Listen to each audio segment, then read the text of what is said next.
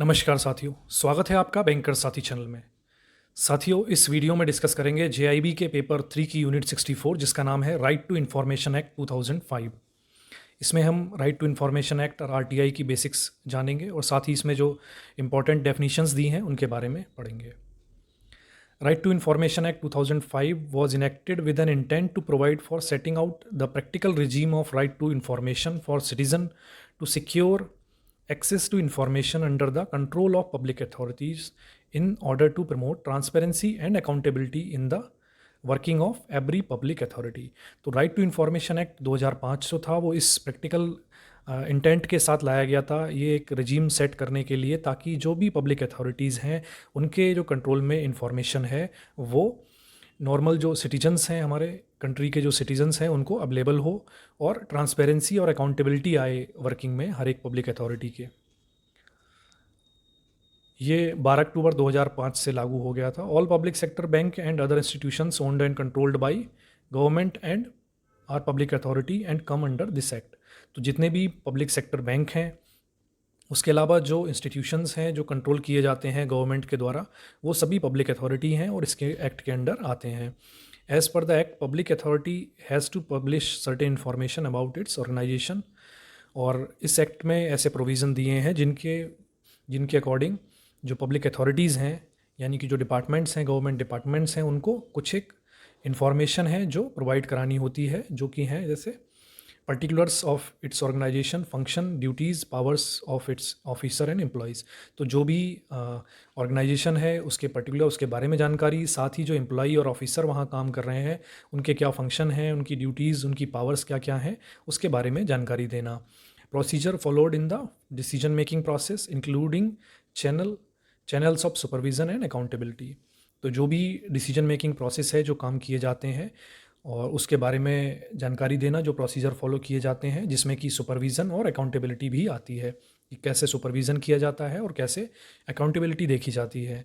Norms set by it for discharge of its function. और जो भी गाइडलाइंस, नॉर्म्स जो सेट किए हैं ऑर्गेनाइजेशन ने, जिसमें कि अलग अलग जो एम्प्लॉयज़ हैं वो कैसे अपने फंक्शंस को डिस्चार्ज करेंगे, उसके बारे में जानकारी देना। Rules, regulations, instructions, manuals and records held by it और अंडर इट्स कंट्रोल और used by its employ for discharging its function.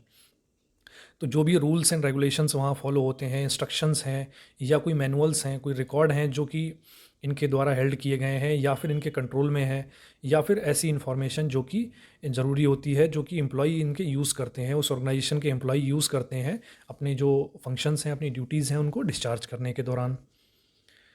अब इसमें कई सारी डेफिनीशंस हैं। एप्रोप्रिएट अथॉरिटी जैसे बात की जाती है इस एक्ट में, तो एप्रोप्रिएट अथॉरिटी की डेफिनीशन ये है कि एप्रोप्रिएट अथॉरिटी सेंट्रल गवर्नमेंट हो सकती है या स्टेट गवर्नमेंट हो सकती है।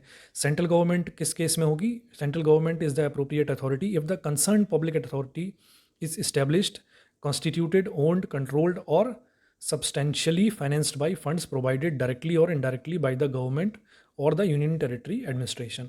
तो अगर कोई ऐसी डिपार्टमेंट है, कोई ऑर्गेनाइजेशन है जो कि इस्टेब्लिश की गई है या ओन की जा रही है, कंस्टिट्यूट की गई है, जो कि जिसमें कि फ़ंड प्रोवाइड किए हैं गवर्नमेंट ने, सेंट्रल गवर्नमेंट ने, या फिर यूनियन टेरिटरी का जो एडमिनिस्ट्रेशन है उनके द्वारा जो इस तरह से जो फंडेड वगैरह है, तो वो सारे डिपार्टमेंट जो हैं वो सेंट्रल गवर्नमेंट एप्रोप्रिएट अथॉरिटी होगी उन केसेस में।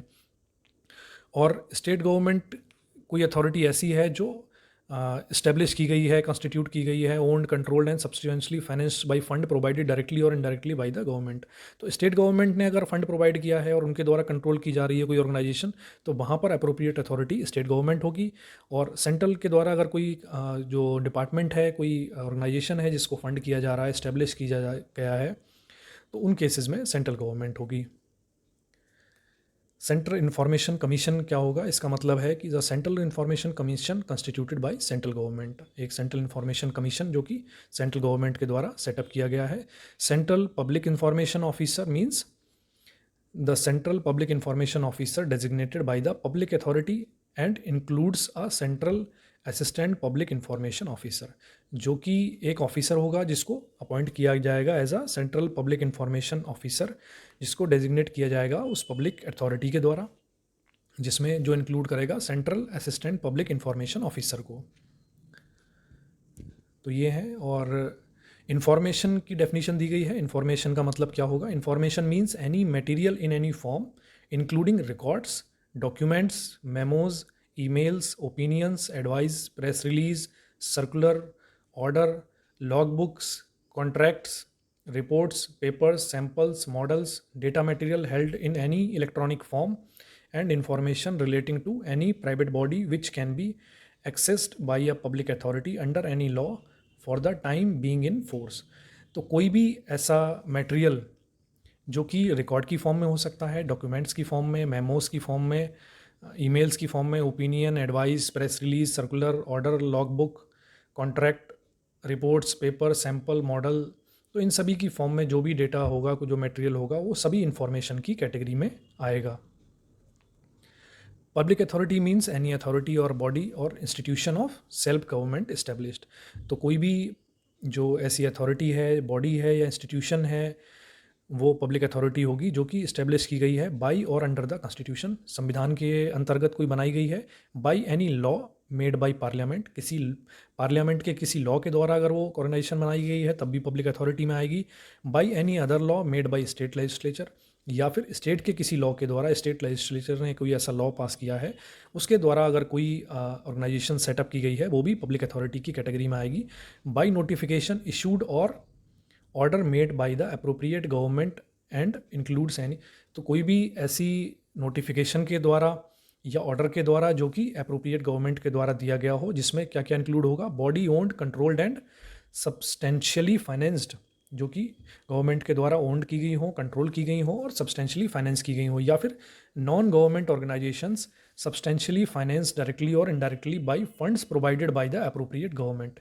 और इसके अंदर वो नॉन गवर्नमेंट ऑर्गेनाइजेशन भी आएंगी, एनजीओज भी आएंगे जो सब्सटेंशियली फाइनेंस किए जाते हैं डायरेक्टली और indirectly by funds provided bye appropriate government. जो अप्रोप्रिएट गवर्नमेंट के द्वारा फंड्स प्रोवाइडेड होंगे जिन एनजीओज को, वो भी इसकी कैटेगरी में आएंगे, वो भी पब्लिक अथॉरिटी माने जाएंगे।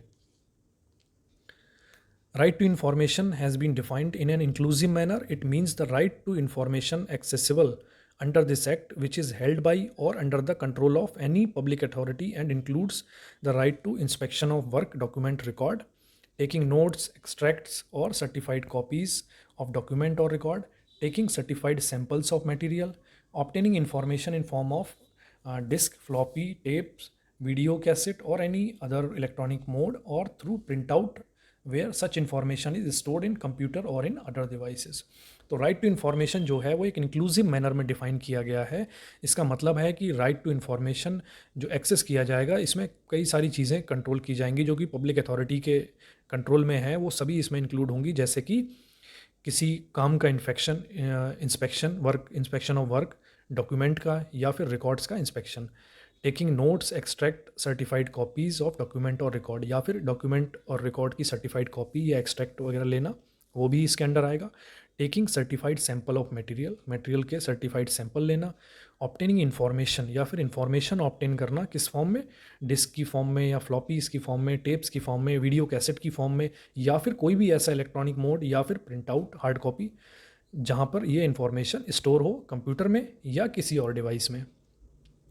स्टेट इन्फॉर्मेशन कमीशन क्या है? State information commission means state information commission constituted by the state government under this act.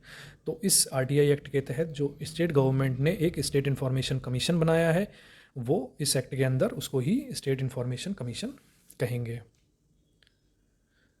तो इस वीडियो में साथियों इतना ही था, इस यूनिट में इतने ही पॉइंट्स थे। तो आई होप कि वीडियो आपको पसंद आया होगा। तो इस वीडियो को लाइक करें, साथ ही शेयर करें हमारे सभी बैंकर साथियों के साथ जो जीआईबी एग्ज़ाम देने जा रहे हैं। तो मिलते हैं साथियों नेक्स्ट वीडियो में। Thank you.